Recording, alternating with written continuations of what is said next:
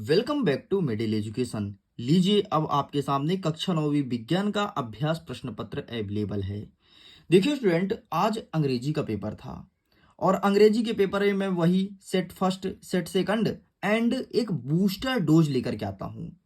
आपको पता है कक्षा 9वीं के सबसे ज्यादा बच्चे बूस्टर डोज की तारीफ कर रहे थे और वो अभी से बूस्टर डोज मांग रहे हैं कि प्लीज बूस्टर डोज दे दो, बूस्टर डोज दे दो बूस्टर डोज। तो अभी से तो बूस्टर डोज नहीं दे सकता। बूस्टर डोज वही आपका रात में आएगा वो वाला वीडियो या फिर सुबह आता है। तो अभी आपको सेट नंबर फर्स्ट अच्छे से प्रिपेयर करना है। अगर आप इसे बहुत अच्छे से पढ़ के जाते हैं डेफिनेटली अच्छा स्कोर देखने को मिलेगा। आपको पता है ये अभ्यास प्रश्न पत्र कोई मामूली प्रश्न पत्र नहीं है, ये मैं नहीं कहता। आप में से बीच किसी एक स्टूडेंट का मैसेज आया था कि अभ्यास प्रश्न पत्र को भाई हल्के में मत लिया करो, क्योंकि इसमें विज्ञान का पेपर कैसे सॉल्व करना है इसका तरीका बताया जाता है, किस प्रश्न का उत्तर कितना लिखना है और कौन कौन से क्वेश्चन एमपी बोर्ड रिपीट करता है, वो सब आपको अभ्यास प्रश्न पत्र में मिलता है। तो चलिए बिना टाइम वेस्ट किए फटाफट हम वीडियो को स्टार्ट कर लेते हैं और देख लेते हैं अभ्यास प्रश्न पत्र में किस प्रकार से प्रश्न डाले गए हैं। देखो यहां पर कह रहा है कि प्रश्न क्रमांक 1 सही विकल्प चुनकर के लिखो। पहला नंबर कहता है कि पदार्थ की कितनी अवस्था होती है। देखो यार, पहले पदार्थ की 5 अवस्था होती थी, मतलब अभी 5 अवस्था होती है, लेकिन आपकी किताब में मात्र 3 अवस्था का उल्लेख है, ठोस, द्रव और गैस। तो बस यहां पर आपको इसमें टिक करना है। नेक्स्ट कहता है पदार्थ की किस अवस्था में कणों के मध्य न्यूनतम रिक्त स्थान होता है। देखो यार, जिसमें सबसे कम रिक्त स्थान होता है ना वही सबसे अधिक मजबूत होता है, मतलब ठोस, है ना। जितना रिक्त स्थान होगा उतना कमजोर होगा और जितना और रिक्त स्थान होगा उतना और कमजोर होगा। हवा, हवा को तुम ऐसे मार के चीर सकते हो, लेकिन क्या ये पेंसिल है, ठोस है, तो क्या इसे ऐसे मार के चीर सकते हो? नहीं ना, क्योंकि इसमें रिक्त स्थान नहीं है, कम है। आगे बढ़ते नेक्स्ट। मोम का जलना ये क्या है? मोम का जलना या फिर मोमबत्ती का जलना, कुछ भी लिख सकता है। तो मोम का जलना या फिर मोमबत्ती का जलना क्या है? तो यह एक रासायनिक परिवर्तन है, क्योंकि ऑक्सीजन की सहायता से ये जलता है।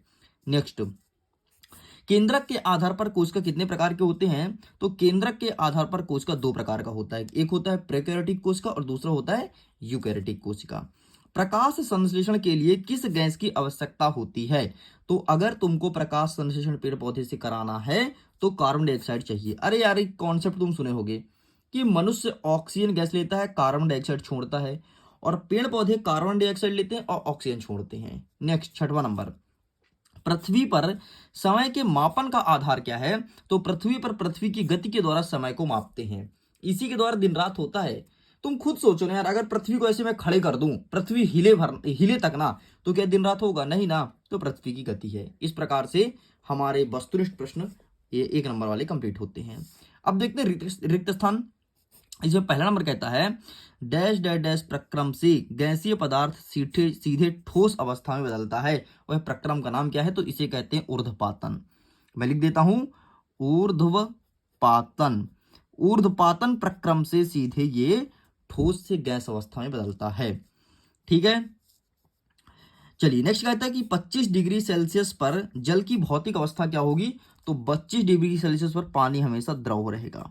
नेक्स्ट, डैश डैश तत्व या यौगिक हो सकता है? तो शुद्ध पदार्थ, यहां पे लिखोगे शुद्ध पदार्थ। शुद्ध पदार्थ आपका तत्व या यौगिक कुछ भी हो सकता है।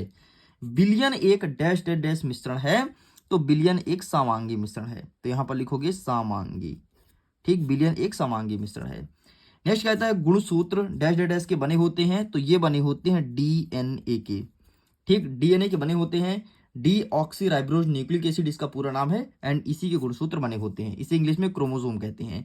Next, plastids dash dash dash प्रकार का होता है, तो 3 प्रकार के होते हैं। ठीक है, हाँ सही जोड़ी। देखिए इसमें कह रहा है कि ठोस से सीधे गैसीय परिवर्तन क्या होगा? तो इसे कहते हैं ऊर्ध्वपातन, तो इसको इससे मैच कर देना, 1 नंबर लिखा है। कार्बन, तो इसका सही आंसर हो जाएगा सी। नेक्स्ट कहता है इलेक्ट्रॉन, तो इसका सही आंसर हो जाएगा ऋणावेशित कण। नेक्स्ट कहता है लाइसोसोम, तो लाइसोसोम को आत्मघातीय थैली या आत्महत्या की थैली कहा जाता है। अदिश राशि, तो दूरी एक अदिश राशि है। और बल, तो बल का हो जाएगा द्रव्यमान गुरुत्व त्वरण, ये होता है बल का सूत्र। ठीक है, चलिए आगे देखते हैं। चौथा नंबर, सत्य और असत्य को लिखिए। पहला नंबर कहता है द्रव्य का आयतन और आकार निश्चित होता है, बिल्कुल गलत है। जो द्रव्यमान होता है, द्रव होता है जो, तो द्रव का आकार और आयतन अनिश्चित होता है। नेक्स्ट हमारा दूसरा नंबर कहता है कि अणुओं के बीच रिक्त स्थान ठोस में अधिक होता है, तो ये भी आपका गलत हो जाएगा। कोलाइड एक समांगी मिश्रण है, तो ये भी आपका गलत हो जाएगा। कोलाइडी आपका विसमांगी मिश्रण है, ठीक है। कोशिका की खोज लिब्बे हॉक ने की थी, नहीं, कोशिका खोज करने वाले रॉबर्ट हुक थे, लिब्बे हॉक नहीं थे। नेक्स्ट, त्वरण एक वस्तु के प्रति इकाई समय का वेग में परिवर्तन है, बिल्कुल सही है। इस प्रकार से हमारा ये भी होता है कंप्लीट। आगे 5वां नंबर कह रहा है एक वाक्य में उत्तर लिखिए। पहला नंबर कहता है दाब का मात्रक, तो न्यूटन प्रति मीटर स्क्वायर, ठीक है। दाब का मात्रक क्या होता है? न्यूटन प्रति मीटर स्क्वायर। दाब को परिभाषित कीजिए, तो एकांक क्षेत्रफल पर आरोपित बल को दाब कहते हैं, ठीक। एक गाड़ी का ऑडोमीटर क्या मापता है? तो ऑडोमीटर मापता है कि गाड़ी कितनी दूरी चली गई है, तो चली गई दूरी को मापता है ऑडोमीटर। नेक्स्ट, वेग में प्रति सेकंड होने वाली कमी को क्या कहते हैं? तो इसे कहते हैं मंदन। अगर 1 सेकंड में कितनी कमी हो रही है, यह मंदन कहलाता है। नेक्स्ट, प्रकाश संश्लेषण के लिए क्या आवश्यक गैस है? तो CO2 कार्बन डाइऑक्साइड प्रकाश संश्लेषण के लिए अत्यंत आवश्यक है, हमने पहले भी बता चुका है। नारियल का रेशा किस ऊतक का बना होता है? तो ये बना होता है स्क्लेरेनेकाइमा ऊतक का, नारियल का रेशा, ठीक है। नारियल का देखियो ना, नारियल में जो जूट होता है वो स्क्लेराइमा ऊतक का बना होता है। चलिए आगे बढ़ते हैं। प्रश्न क्रमांक 6 जिसे कहता है कि तापमान पर जल की भौतिक अवस्था क्या होगी, हमें बताना है। एंड मैं चाहता हूं इस क्वेश्चन का आंसर आप लोग दीजिए कि 250 डिग्री सेल्सियस पर पानी क्या होगा, 100 डिग्री सेल्सियस पर पानी क्या होगा, ठीक है।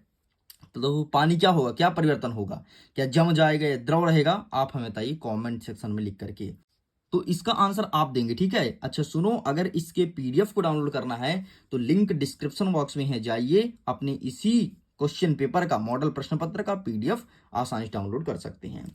आगे बढ़ते हैं। निम्नलिखित तापमान को सेल्सियस में परिवर्तित कीजिए।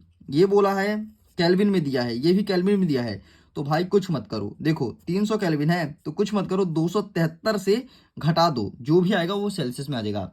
तो 300 से जब मैं 300 में 273 घटाया तो ये आया आपका 27, तो 27 डिग्री सेल्सियस, ये पहले का उत्तर।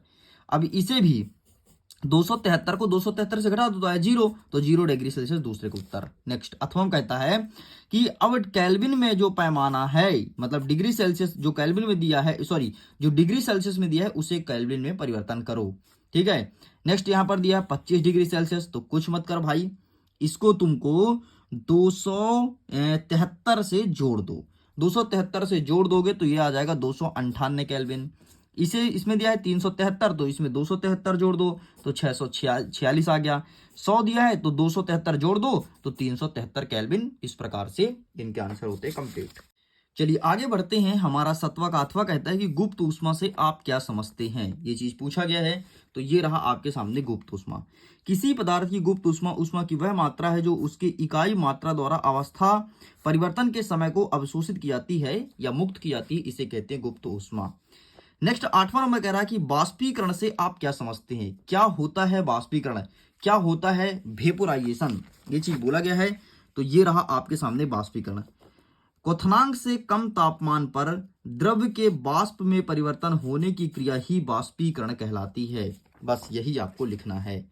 आगे बढ़ते हैं अथवा में कि गलनांक और क्वथनांक में अंतर बताइए, क्या होता है गलनांक, क्या होता है क्वथनांक। तो ये रहा, जिस तापमान पर कोई ठोस पदार्थ पिघल करके द्रव बनता है उसे कहते हैं गलनांक। गलना मतलब होता है ठोस से द्रव में बनना, और क्वथनांक, तो क्वथनांक कुछ नहीं होता, जो द्रव से वाष्प में बदलता है उसे कहते हैं क्वथनांक, ठीक है। चलिए आगे बढ़ते हैं। 10वां नंबर, गर्मी में मटका का जल ठंडा क्यों होता है?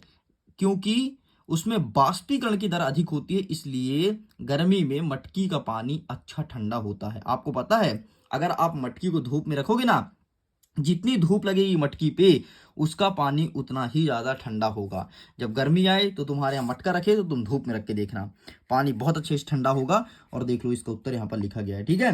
क्योंकि मिट्टी पर असंख्य रंध्र होते हैं जिसमें से जल वाष्पित होता रहता है, और गर्मी के दिनों में बाहर अधिक तापमान व कम आर्द्रता होने से घड़े में होने वाले वाष्पीकरण की दर बढ़ जाती है, और इस कारण से जल अधिक ठंडा हो जाता है। बस ये आपको लिखना है। आगे बढ़ते हैं। अथवम कहता है पेट्रोल या इत्र डालने पर हमारी हथेली ठंडी क्यों हो जाती है, ठीक। तो ये रहा आपके सामने पेट्रोल या इत्र डालने पर, ये देखिए ये रहा आपके सामने, पेट्रोल या इत्र डालने पर हमारी हथेली हथेली तथा आसपास की ऊर्जा प्राप्त कर बाष्पीकृत हो जाती है, इस कारण से हमारी हथेली ठंडी हो जाती है। बस इतना आपको लिखना है। आगे बढ़ते हैं, 11वां नंबर कह रहा है कि गर्मियों में हमें सूती कपड़े क्यों पहनना चाहिए। तो देखो क्या होता है, गर्मी में तुम्हारी पसीना निकलती है ना, तो सूती कपड़े पसीने को सोख करके और तुरंत वाष्पीकरण के द्वारा शरीर से बाहर निकाल देता है, इसलिए गर्मी में हमें सूती कपड़ा पहनना चाहिए। अदर जो कपड़े होते हैं वो आपके पसीने को नहीं सोखते हैं, ठीक है। ये देखो यहाँ पर इसका उत्तर लिखा है, गर्मी में हमें किस तरह कपड़े पहनना चाहिए, तो ये रहा इसका उत्तर, यही रहा पूरा उत्तर, बस यही तुमको लिखना है, ठीक है। नेक्स्ट कहता है कि जल में रखने पर किशमिश फूल जाता है, क्यों।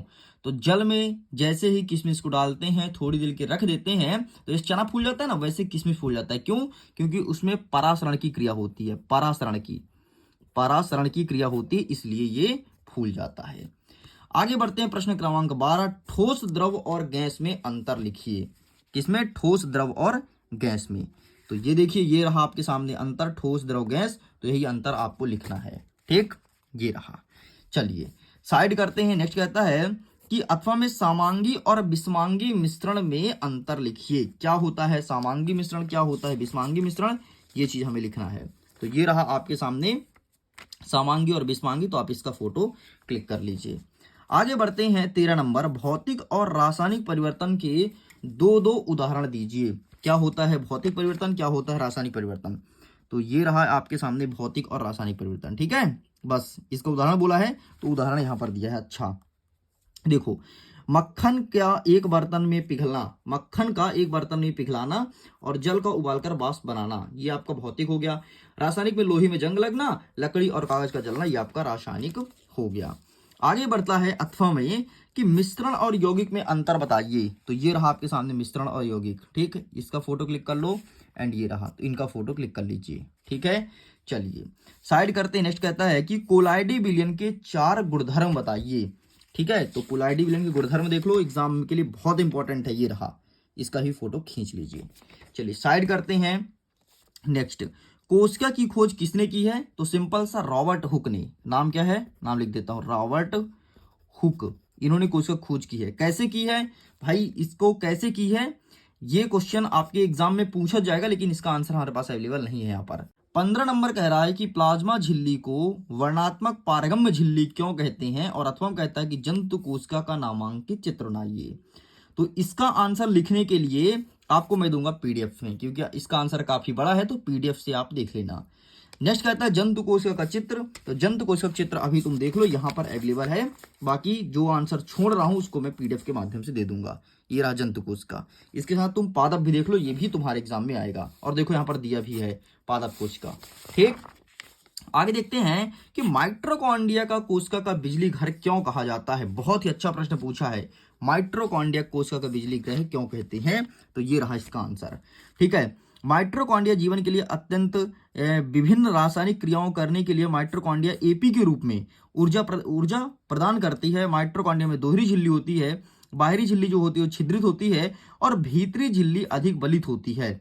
ये बल एटीपी बनाते हैं। एटीपी कोशिका की ऊर्जा है। शरीर नए रासायनिक यौगिकों को बनाने तथा यांत्रिक कार्य करने के लिए एटीपी में संचित ऊर्जा का उपयोग करता है। इस कारण से माइटोकॉन्ड्रिया का कोशिका का बिजली ग्रह कहा जाता है। साइड करते हैं। नेक्स्ट 17 नंबर कह रहा है कि लाइसोसोम के 2 कार्य बताइए। लाइसोसोम के 2 कार्य पूछा गया है।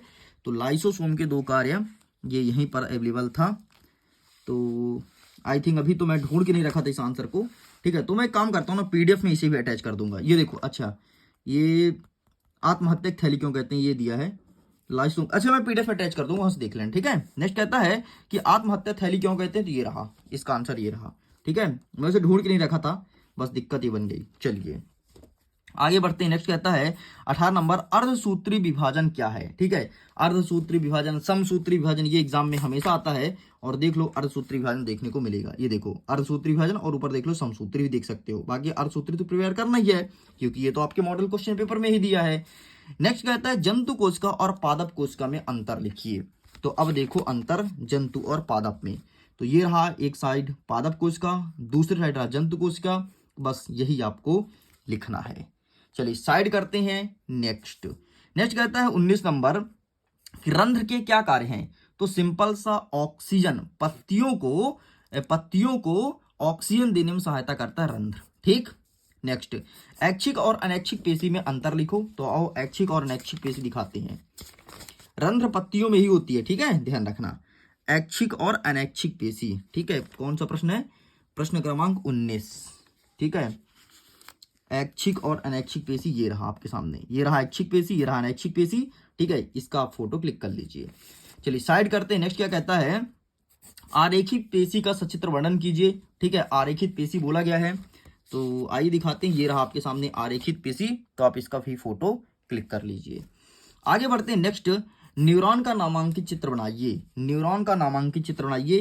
तो न्यूरॉन का चित्र देख लो किस प्रकार से बनाना है, ये रहा आपके सामने न्यूरॉन का चित्र। ठीक है, चलिए आगे बढ़ते हैं। तंत्रिका ऊतक क्या है, इसको सचित्र वर्णन करना है। तंत्रिका ऊतक, तो तंत्रिका ऊतक पूछा है ना, तंत्रिका ऊतक ये रहा भाई, 9वां नंबर देख लो, ये 9वां नंबर में। ठीक है, इसका फोटो क्लिक कर लो। चलिए साइड करते हैं। नेक्स्ट, त्वरण को परिभाषित करना है और इसके एसआई पद्धति में मात्रक बताना है कि त्वरण क्या होता है। तो आओ देखते हैं त्वरण। ये रहा त्वरण, स्क्रीनशॉट ले लो। ठीक है, चलिए साइड करते हैं। नेक्स्ट कहता है कि एक समान वृत्तीय गति को परिभाषित कीजिए और उदाहरण लिखिए। एक समान वृत्तीय गति मतलब ये होता है, इसको समझ लो, इसको मैं नहीं दिखाऊंगा, ठीक, मैं जानबूझ के नहीं दिखाऊंगा, रुको साइड करो। एक समान वृत्तीय गति ये होता है कि जब समान वेग से कोई चीज घूमे उसे कहते हैं एक समान वृत्तीय गति।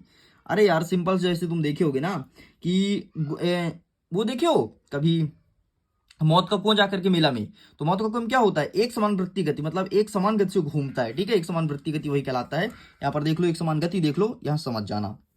बाकी मैं उसका आंसर नहीं दिखाऊंगा, इसलिए नहीं दिखाऊंगा क्योंकि थोड़ा बड़ा तो आप भी पढ़ो ना यार अपने से, एक दो छोड़ रहा हूं, जानबूझ के छोड़ रहा हूं। नेक्स्ट कहता है अदिश और सदिश राशि का परिभाषा उदाहरण सहित दो। तो देखो, ऐसी कोई राशि जिसमें केवल परिणाम हो, क्या हो?